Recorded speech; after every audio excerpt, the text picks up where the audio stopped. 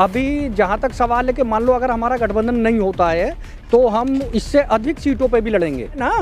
उसमें मुसलमानों पे अत्याचार हो रहा है, मुसलमानों की जो इबादत गाहें हैं उनको तोड़ा जा रहा है, उनकी मस्जिदों को तोड़ा जा रहा है, उन पे किस कदर जुल्म हो रहा है। ओवैसी साहब का ये सिद्धांत है और वो सबको साथ लेके चलना है और सभी का विकास करना है, किसी एक आदमी को टारगेट नहीं बनाना है। देखिए, ऑल इंडिया मजलिस इत्तेहादुल मुस्लिमीन के जो मुद्दे हैं वो शिक्षा है, विकास है और बेरोजगारी है। नमस्कार, स्वागत है आपका इस न्यूज में और मैं हूं आपके साथ सना चौधरी। अब सीधा आपको बता देते हैं कि बड़ी शख्सियत के साथ हमारे साथ आज कौन मौजूद हैं। तस्वीरों में आप पीछे देख सकते हैं कि बड़े बड़े बैनर लगे हुए हैं। हाजी आरिफ अली चेयरमैन जो है ओवैसी के साथ नजर आ रहे हैं। अब ओवैसी के साथ नजर आए हैं तो यहाँ पे थोड़े सवाल भी खड़े हो जाते हैं और ओवैसी से ही जो जुड़े हुए सवाल हैं सीधा हाजी चेयरमैन जी से हम यहाँ पर करने वाले हैं, क्योंकि विधानसभा 2022 की बातें करें तो चुनाव नजदीक है। सभी पार्टियां जो है जनता को लुभाने के लिए मैदान में उतर चुकी है। अब हाजी जी से बात कर लेते हैं कि किस तरह की इनकी तैयारियां रहने वाली हैं और क्या क्या मुद्दे इनके यहाँ पर जो है 2022 में खड़े होने वाले हैं। तो सबसे पहले आपका स्वागत है इस न्यूज में। सबसे पहले मैं भी एसएस न्यूज़ का बहुत बहुत आभार व्यक्त करता हूँ कि आप लोगों ने समय दिया और मेरे पास तक आए, तो मैं आप लोगों का आभार व्यक्त करता हूँ।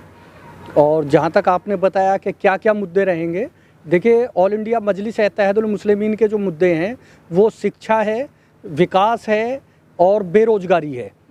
तो ज़्यादा से ज़्यादा अगर पब्लिक ने हमारी पार्टी को मौका दिया और हमें मौका दिया तो इंशाल्लाह बेरोजगारी को ख़त्म करेंगे और शिक्षा पे ज़्यादा से ज़्यादा ध्यान देंगे और उसके बाद स्वास्थ्य पे भी ज़्यादा से ज़्यादा ध्यान दिया जाएगा। अच्छा, देखिए, इरादे और वादे तो अब से पहले बीजेपी ने भी बहुत सारे किए थे, लेकिन जिस तरह से पब्लिक का कहना है कि भैया आधे इरादे वादे पूरे हुए हैं और आधे जो है हवा हवाई हो गए हैं।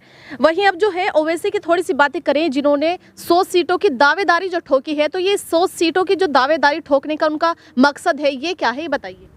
देखिए, 100 सीटें का लक्ष्य अभी हमने इसलिए बनाया है हमारी पार्टी ने, क्योंकि पार्टी से कई पार्टियों की बात चल रही है गठबंधन की, तो इलेक्शन तो हमें सारी सीटों पे लड़ना, 403 सीटों पे, तो इसलिए 100 सीटों का लक्ष्य रखा कि बाकी सीटें हम गठबंधन को देंगे। तो किससे गठबंधन होने वाला है, कुछ उम्मीद हो किसी से? देखिए, ये हाई कमान के हाथ में है, कई पार्टियों से बात चल रही है, तो जब गठबंधन होगा सब लोगों को मालूम हो जाएगा। और अभी जहाँ तक सवाल है कि मान लो अगर हमारा गठबंधन नहीं होता है तो हम इससे अधिक सीटों पे भी लड़ेंगे। अच्छा, जिस तरह से ओवैसी जी की बातें करें, लगातार जो है हर क्षेत्र में जाके जो है जनसभा कर रहे हैं, लोगों को लुभा रहे हैं अपनी स्पीच से, क्योंकि उनकी जो स्पीच है, जो बोलने का तरीका है, लोग बहुत फिदा हैं उस पर। तो हर क्षेत्र में जाकर जो है वो अपनी स्पीच दे रहे हैं, लोगों को बहुत अच्छी अच्छी बातें बता रहे हैं। वहीं बीजेपी की जब बातें आती हैं तो इनका ये कहना है कि बीजेपी जो है जातिवाद कर रही है, मतलब मुसलमानों को पीछे छोड़ रही है और जो है हिंदुओं को लेकर चल रही है।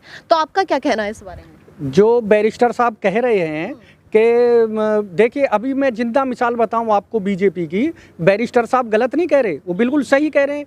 आप देखिए, लखीमपुर खीरी में अभी 6 किसान मारे गए, ठीक है। बहन मायावती जी, बहन प्रियंका गांधी, राहुल गांधी, अखिलेश भैया आज और जयंत चौधरी और चंद्रशेखर आज़ाद, सभी लोग वहाँ दौड़े और इतने उतावले थे कि मतलब हर बॉर्डर पे फोर्स लगानी पड़ी कि साहब वो लोग जा रहे हैं, वो जा रहे हैं। आप ये बताइए, त्रिपुरा एक राज्य है हिंदुस्तान के अंदर, मैं पत्रकार बंधुओं से ये पूछना चाहता हूँ, क्या त्रिपुरा हिंदुस्तान के अंदर है या नहीं है? है ना। उसमें मुसलमानों पे अत्याचार हो रहा है, मुसलमानों की जो इबादत गाहें हैं उनको तोड़ा जा रहा है, उनकी मस्जिदों को तोड़ा जा रहा है, उन पे किस कदर जुल्म हो रहा है पूरी दुनिया देख रही है। तो ये सारे जो सेकुलर पार्टियों के जो रहनुमा बनते हैं, ये लोग उस पर क्यों नहीं बोल रहे? किसी ने मुंह खोला क्या? तो क्या बैरिस्टर साहब गलत कहते हैं? बीजेपी हिंदुत्व की राजनीति कर रही है, वो हिंदुओं को साथ लेके चल रही है, तो इसमें कोई मेरे हिसाब से तो कोई गलत बात है नहीं, बिल्कुल सामने देखा जा रहा है। अच्छा, हाजी आरिफ ने जो है, जो ट्रेंड में मुद्दा चल रहा है त्रिपुरा की, जो इन्होंने बातें की हैं कि वहां पर जो है मुसलमानों के साथ अत्याचार हो रहा है, तो हमें बताइए इन फ्यूचर अगर जो ओवैसी जी जो है यूपी के अंदर अपने कदम जो है रख लेते हैं, मान लीजिए कि इनको सफलता हासिल हो जाती है, तो आपके जो इरादे और वादे जो हैं उन पर कितने खरे उतरने वाले हैं? जिस तरह से आपने कहा है कि सबको साथ लेके चलना है, बेरोजगारी को ख़त्म करना है और शिक्षा की भी आपने बातें की है। देखिए, ये चीज़ें तो मैं समझ रहा हूँ, पत्रकार बंधुओं को मालूम करने की ज़रूरत नहीं है, क्योंकि आप ये देखिए कि हैदराबाद के अंदर और अभी जो यूपी के अंदर जिला पंचायत के चुनाव हुए हैं उसमें 23 सदस्य हमारी पार्टी के जीत के आए हैं, उसमें 7 सदस्य हिंदू भाई हैं और उसमें 16 सदस्य जो हैं वो मुस्लिम हैं। हमारी पार्टी के जिलाध्यक्ष जो हैं वो वाल्मीकि भी हैं, वो जाटव भी हैं, वो जो है त्यागी भी हैं। हर समाज को साथ लेके ओवैसी साहब चल रहे हैं। ये तो आप हमारा इतिहास देख लीजिए, वो दलितों की भी बात करते हैं, मुसलमानों की भी बात करते हैं, ब्राह्मणों की भी, जाटों की भी, कुर्मियों की भी, हर बिरादर की बात करते हैं। मतलब इनका ये कहना है कि सबको साथ लेके चलना है। जी हाँ, ओवैसी साहब का ये सिद्धांत है और उन्होंने ये पूरी पार्टी के लिए एक मतलब मेन कारण ये रखा है कि हमको सबको साथ लेके चलना है और सभी का विकास करना है, किसी एक आदमी को टारगेट नहीं बनाना है। हमें ये बताइए, जो बीजेपी की बी पार्टी जो MIM कही जा रही है, ये कहाँ से मुद्दा खड़ा होता है फिर? देखिए, बीजेपी की बी टीम कहिए, ऑल इंडिया मजलिस-ए-इत्तेहाद मुस्लिमीन को, या कुछ भी कहिए, इससे हमारे पे कोई फ़र्क नहीं पड़ता। ये पब्लिक सब जान रही है, पब्लिक को सब मालूम है।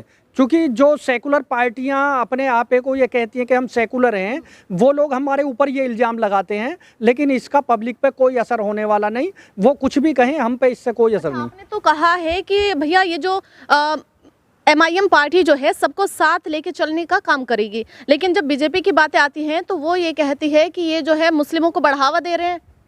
देखिए, वो उनकी सोच है, क्योंकि वो हिंदुओं को बढ़ावा दे रहे हैं तो उन्हें ऐसा लगता कि शायद ओवैसी साहब मुसलमानों को बढ़ावा दे रहे हैं, जबकि ऐसा नहीं है। ओवैसी साहब सर्व समाज को साथ लेके चल रहे हैं। अच्छा, तो जिस तरह से ओवैसी जी हर क्षेत्र में जाके अपनी जनसभा कर रहे हैं, तो लोगों को किस तरह से इनको जो है सपोर्ट मिल रहा है? देखिए, जो बैरिस्टर साहब हमारे पूरे यूपी के अंदर जनसभाएं कर रहे हैं तो लोगों का इतना प्यार मिल रहा है। उसकी मिसाल मैं आपको बताऊं, मसूरी के अंदर 17 अक्टूबर को प्रोग्राम किया, आपने खुद देखा होगा, 2 घंटे वहाँ पे हजारों की तादाद में लोग बारिश में भीगते रहे।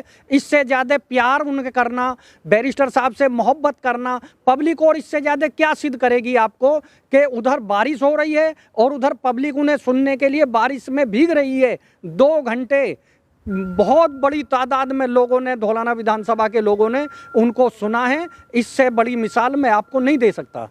अच्छा, जिस तरह से ओवैसी हर क्षेत्र में जाके जो है अपनी जनसभा करते हैं, वहीं आप भी उसमें नजर आते हैं। तो जब से MIM में आपने कदम रखा है तो आप भी कहीं ना कहीं बड़ा चेहरा बन गए हैं। तो आप आज जो है अपने आप को कहाँ देखते हैं? ओवैसी से जुड़ने के बाद आपको क्या लगता है? देखिए, बैरिस्टर साहब से और ऑल इंडिया मजलिस-ए-इत्तेहाद मुस्लिमीन से जब से हम जुड़े हैं, चूँकि नगर पंचायत डासना का जो चुनाव हमने लड़ा वो ऑल इंडिया मजलिस-ए-इत्तेहाद मुस्लिमीन से ही लड़ा था, तो बैरिस्टर साहब से जुड़ने के बाद हमें अपने आप को फ़ख्र महसूस होता है और हमें ये लगता है कि हमने बहुत अच्छा फैसला लिया और बहुत अच्छी पार्टी से हम जुड़े और बहुत अच्छे व्यक्ति से हम जुड़े हैं। तो हमें ये फ़ख्र महसूस होता है कि हमने जीवन में जो कदम उठाया है वो बहुत अच्छा कदम है। ऑल इंडिया मजलिस-ए-इत्तेहाद मुस्लिमीन के अंदर घुस के और उसमें समाज का काम करने के लिए हमें बहुत फ़ख्र होता है। अच्छा, थोड़ा विधानसभा पे बातें कर लेते हैं, क्योंकि कुछ ही महीने, चंद महीने बाकी हैं। तो आपकी जो विधानसभा की तैयारियां हैं 2022 की, वो कैसी चल रही हैं? देखिए, हमारी तैयारियां बहुत अच्छी हैं और विधानसभा में बहुत अच्छा रिजल्ट आएगा।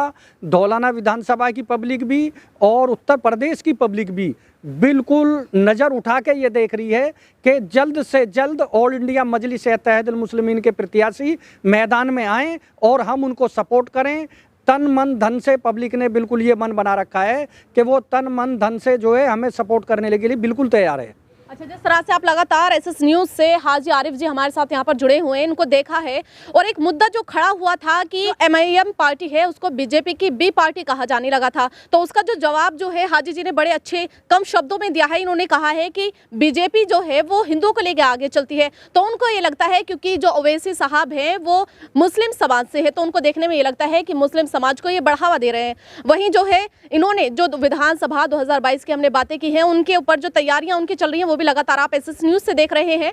तो ऐसी ही खबरें देखने के लिए SS न्यूज़ चैनल को देखते रहिए। मैं सना चौधरी, कैमरामैन रिहान के साथ।